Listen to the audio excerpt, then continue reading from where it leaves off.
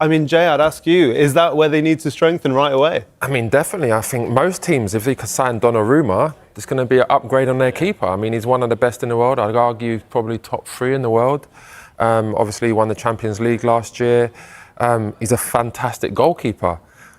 He's a different kind of goalkeeper to Onana. Of course, we see Onana, even though he had an indifferent season last year, there were some very good moments, but then there was a lot of mistakes, and obviously with them mistakes, it's highlighted. You remember those mistakes. So I can understand why Man United would be looking at Donnarumma. Like I said, he's got a year left on his contract. I mean, is this a situation where his agent's trying to get more money out of PSG? Is it a situation where he might just wait until the January transfer window, because then he can speak to foreign clubs and then maybe leave at the end of the season on a free? We don't know, but there's one thing for sure, he's a fantastic keeper. Yeah. You can see there, Onana, 8 errors leading to goals. That's the most of any goalkeeper in the Premier League last season. I mean, you mentioned it there, are different types of goalkeepers, aren't they? Donnarumma, we saw pull off some amazing saves in the Champions League, particularly against Arsenal. But is he as good with the ball at his feet as someone like Onana? I wouldn't say he's as good with his feet as Onana, but ultimately you want your keeper to make saves.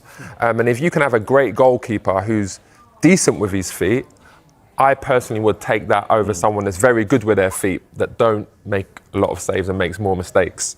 Yeah, I mean, I do think that you have to remember, yes, Onana did have a few mistakes last season, but he also did have a few man-of-the-match performances as well. I mean, I remember one in particular against Brentford. You know, he made a fantastic double save, among many others, that game. And he also won goal save of the month a few occasions last season as well. So, yes, he had some mistakes in him, but I think Manchester United as a whole, as you know, Jay, when a squad themselves aren't feeling all that confident, maybe does a goalkeeper, a forward, maybe need a bit more empathy, even though those positions get so much more attention. I mean, yes, but I think the way keepers are judged, especially at the biggest clubs in the world, the top clubs, is they're not going to have many shots to save. You know, you look at like Alisson, you look at Edison, you know, you look at them kind of keepers in the Premier League, they might have 2 shots to save in the 90th minute.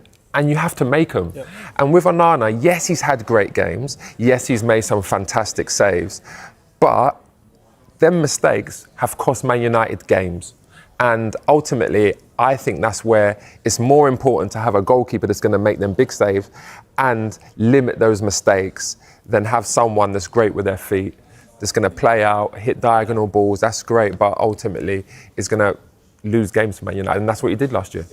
All right, I want to move it on to the other end of the pitch now as well, because you can look at Man United and say, well, they've got a few gaps where they could fill and they could strengthen.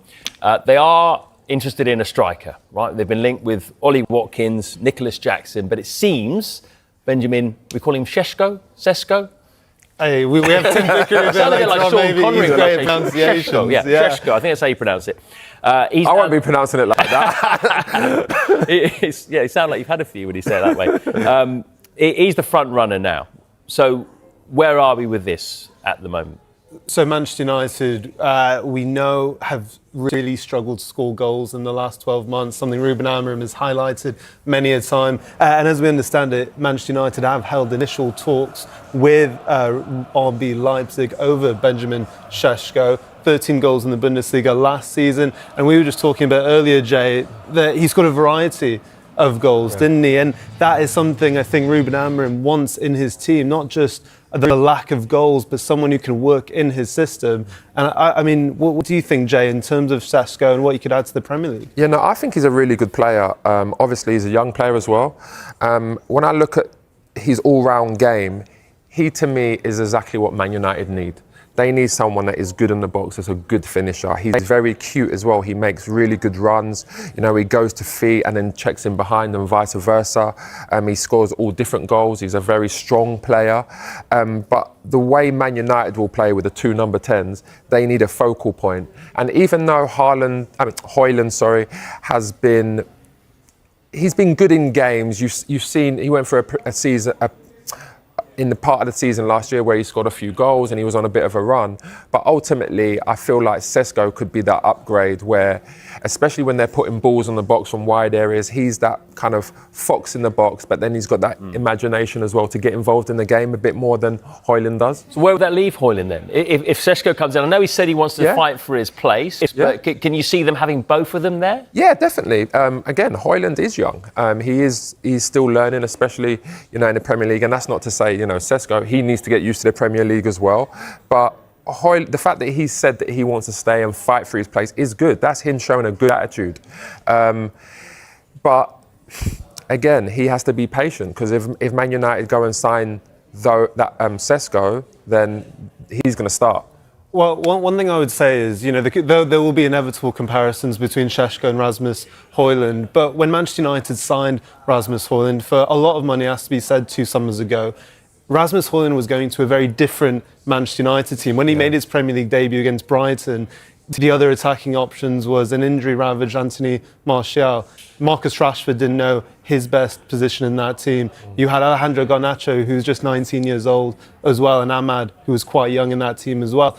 If Šeško does join Manchester United, Højlund as well coming back into this team this season, you're backed up now by Brian Mbeumo, Matheus Cunha, and Bruno Fernandes may be playing in a deeper position. So the situation both of these strikers would be playing in is completely different. Now, and also when they played Bournemouth the other day, didn't they? And Areola was talking, and he said they're going to be a proper team this year, and they played some really good football, scored goals obviously, which is important. And even though Bournemouth have lost players, they're no pushover. They're still a good side, still got a very good manager. So it was good to see that. I think it's going to be a great Premier League this year. I can't wait for it, honestly. So many good signings.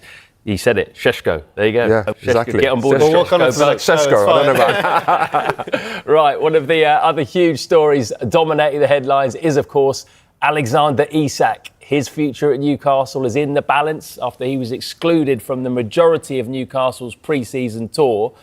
Only a month ago, Isak was pictured taking full part of Newcastle's Alpine training camp in Austria. So there was surprise when Eddie Howe announced that he wouldn't feature against Celtic. Alex was with us all the way through Austria, but today, with all the speculation and things that are going on, I decided to send him home. The club then jetted out to Singapore for the next leg of their pre-season. However, with speculation starting to build over the Swedes' future, Howe decided to leave Isak back on the toon. I think I said against Celtic after the game, I certainly hope he stays. And I said I was confident that he'd stay. I don't see anything that's going to change that opinion of mine at the moment, but it's football and who knows what the future may bring. Yeah, we want to keep our best players, I think is my point. So what I want to say to you is that I don't know what this club is seeing in that way, but for us, he's not here because he's in treatment in Newcastle. After Singapore, it was on to South Korea for Howe and the rest of his team, but Isak still nowhere to be seen. Could the Newcastle stance finally be softening with a month to go this window?